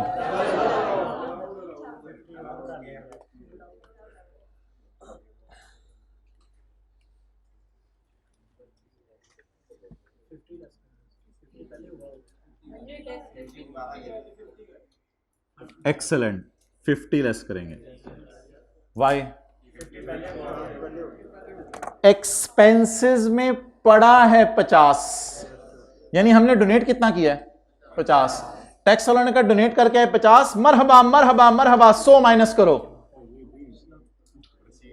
हमने कहा 50 तो हमने कर लिया हुआ है, 50 और कर लो. अब अगर और यार सोचे ना, अच्छा इस तरह कर लें, जिनको नहीं जिनका दिल ना चाहे इस तरह कर लें. अकाउंटिंग वालों का उल्टा के, इस तरह के दिनों को समझ आए, अकाउंटिंग वालों का उल्टा के टैक्स वालों का माइनस कर लें. It's up to you. लेकिन ये मुश्किल होगा रिकॉन्सिलिएशन में ना, ये लेके जाना मुश्किल होगा. इस तरह रिकॉन्सिलिएशन में लेके जाना मुश्किल होगा. रिकॉन्सिलिएशन की वजह से आउट होनी है, डबल माइनस हो रहा है, रिकॉन्सिलिएशन इसकी वजह से आउट होनी है. तो रिलैक्स चलें बस. व्हाट इज खर्चा of donation? 50. Tax authorities are saying it is double allowed. एक दफा हमने माइनस कर लिया हुआ, एक दफा और माइनस कर लिया, ऑटोमेटिकली डबल हो जाएगा. तो कितना माइनस करूं? और करंट टैक्स में इसी 50 पे आपने रेट लगा देना है, इसी 50, क्योंकि प्रॉफिट तक सिर्फ एक दफा माइनस हुआ है, तो नेगेटिव साइन के साथ इसी 50 पे रेट लगा देना है. आगे ये ना बल्कि एग्जाम्प्ट इनकम टाइप शायद कोई चीज बन गई है उल्टी. ठीक है, बहरहाल छोड़ें.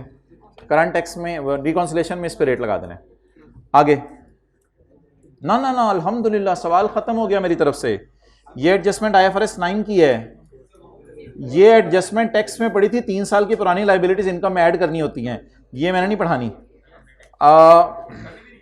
नहीं छोड़े, इसका कोई तरीका बता दूंगा आपको. फिलहाल बस मुझे एक छोटी सी बात बता दें और मैं फिर छुट्टी करूं. LL ने एक्सपेंस रिकॉर्ड किया है 35 मिलियन का हमारे साल, to bring an inventory to NRV. Inventory को NRV पे लाने के लिए 35 का लॉस बुक किया है. This adjustment is not allowed for. Tax वाले कहते हैं लॉस रिकॉर्ड ना करो. पहले तो बता दें अकाउंटिंग, यार ठहर जाना, इस तरह बंद करते हो तो मेरा भी दिल चाहता है इस तरह. अकाउंटिंग वालों ने कितना लॉस बुक किया? टैक्स वाले कहते हैं माइनस. क्या करें फिर? ऐड कर दें ना. परमानेंट डिफरेंस नहीं है, मैंने लिखवा दिया था NRV लॉस परमानेंट डिफरेंस नहीं है. अगले साल जब ये एसेट बिकेगा टैक्स वाले भी आपको NRV लॉस देंगे, कोई ऐसी बात नहीं. मेरा सवाल है carrying amount and what is tax base. Inventory की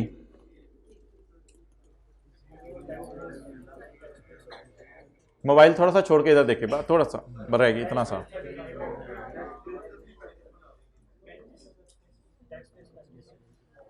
कुछ लोग कह रहे हैं कि टैक्स वालों ने 35 माइनस नहीं किया हुआ और अकाउंटिंग वालों ने 35 माइनस किया हुआ है, तो नेगेटिव बीवीज कर दें।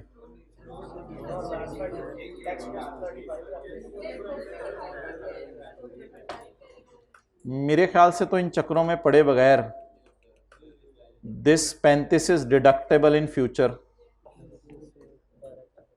ऐसे ना करते हैं, डिडक्टेबल इन फ्यूचर। अकाउंटिंग वालों ने भी माइनस कर लिया, जब कभी ये बिकेगा तो टैक्स वाले भी मान जाएंगे कि लॉस पे बिके, तो डायरेक्ट ही कर दें इसको डिडक्टेबल इन फ्यूचर। लेकिन अगर आप लोगों ने फिर भी लिखना है तो मैंने सॉल्यूशन में फिर अजम्पशन ली हुई है कि इसकी कॉस्ट एज्यूम करो 100, कॉस्ट एज्यूम करो 100, तो फिर टैक्स वाले इसको शो करेंगे 100 पे ही, अकाउंटिंग वाले इसको शो करेंगे 65 पर, क्यों कॉस्ट एज्यूम करनी पड़ेगी, क्या करूं मैं, मेरे पास डाटा नहीं है। एनआरवी दी हुई है या एनआरवी लॉस दिया हुआ है, एनआरवी लॉस दिया हुआ है। तो एक तरीका सोचने का जरा बताएं, अकाउंटिंग वालों ने माइनस कर लिया, टैक्स वाले बिल्कुल माइनस नहीं करने देंगे या जब कभी बिकेगा लॉस पे तो बुक कर लेंगे, तो टैक्स वाले इसको फ्यूचर में माइनस करने देंगे, डिडक्टेबल इन फ्यूचर। अगर इस तरह नहीं सोचना, tell me cost not given, tell me NRV not given, tell me NRV loss, okay assume anything. Cost assume कर ली 100, एनआरवी ज्यादा एज्यूम करूं कम, कितनी करूं 65। इस तरह शायद कुछ कर सकते हैं आप कि टैक्स वालों ने एनआरवी लॉस बुक नहीं किया, अकाउंटिंग वालों ने कर लिया। अब वो रूल लग जाएगा, if the carrying amount of less than that is deductible in future. 0.35 क्या मतलब, 0.35 तो बिल्कुल उल्टा हो जाएगा ना, ये तो अकाउंटिंग वालों की, वो तो अजीब सा हो जाएगा फिर 35, यानी कि मेरे लिए समझाना मुश्किल हो जाएगा कि टैक्स वालों की नज़र में 35 है और अकाउंटिंग वालों ने वो 35 0 कर दिया है। बस इस तरह कुछ कर सकते हैं, करना चाहें तो डायरेक्ट सही है, डिडक्टेबल इन फ्यूचर। चलें जी, अच्छा होमवर्क में सवाल IFRS 8 क्या करना है,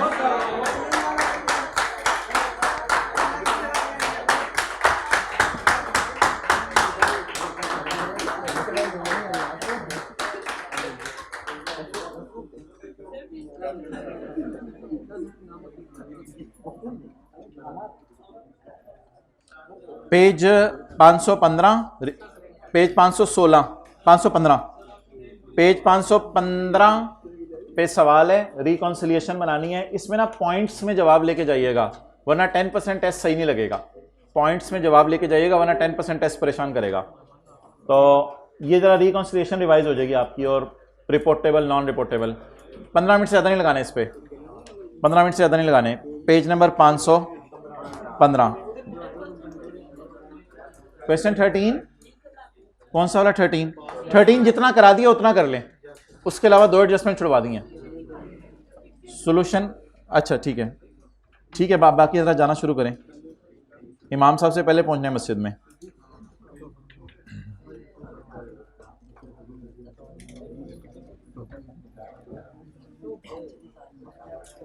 कुछ थोड़ा थोड़ा हो जाएगा सवाल पेपर में IAS कल का, ये सवाल दोनों करके अंदाजा हो गया, थोड़ा सा हो जाएगा, रिवीजन हो गई है।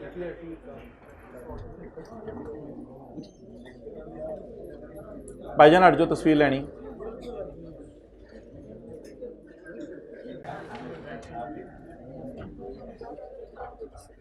हेड्स डाउन करके गुजरें कैमरे के पास से, वरना आपके बाल कलम कर दिए जाएंगे।